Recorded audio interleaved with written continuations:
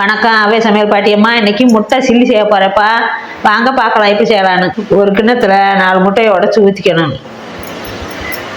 மிளகுத்தூள் கொஞ்சம் போட்டுக்கணும், உப்பு கொஞ்சம் போட்டுக்கணும், நல்லா கலக்கணும்.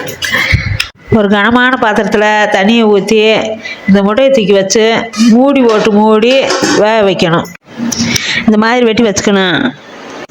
சில்லி பவுடர் 1 ஸ்பூனு, மஞ்சத்தூள் கொஞ்சம், மிளகாத்தூள் 1 ஸ்பூனு, அரிசி மாவு 1 ஸ்பூனு, சோள மாவு 1 ஸ்பூனு, உப்பு கொஞ்சம் போட்டு எல்லாத்தையும் கலந்துக்கணும். எல்லாத்தையும் கொஞ்சம் போல தண்ணி ஊற்றி கலந்துக்கணும்.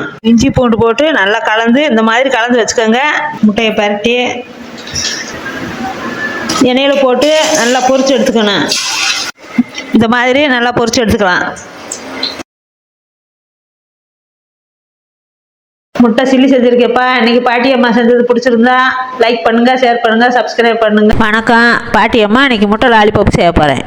முட்டையை வேக வச்சு துருவி எடுத்துக்கணும். துருவி வச்ச முட்டையில் வெங்காயம், பச்சை மிளகா, இஞ்சி, மிளகாத்தூள், மல்லித்தூள், அரிசி மாவு, சீரகத்தூள், உப்பு எல்லாத்தையும் போட்டு நல்லா கலந்துக்கணும். கலந்துதான் சின்ன சின்ன உருண்டையாக பிடிச்சி வச்சுக்கணும். செஞ்சு வச்சுருக்க உருண்டையை முட்டையில் முக்கி பிரெட் தூளில் முக்கி எண்ணெயில் போட்டு நல்லா பொரிச்சு எடுத்துக்கணும். பொரிச்சதில் குச்சியை சொருகணும்.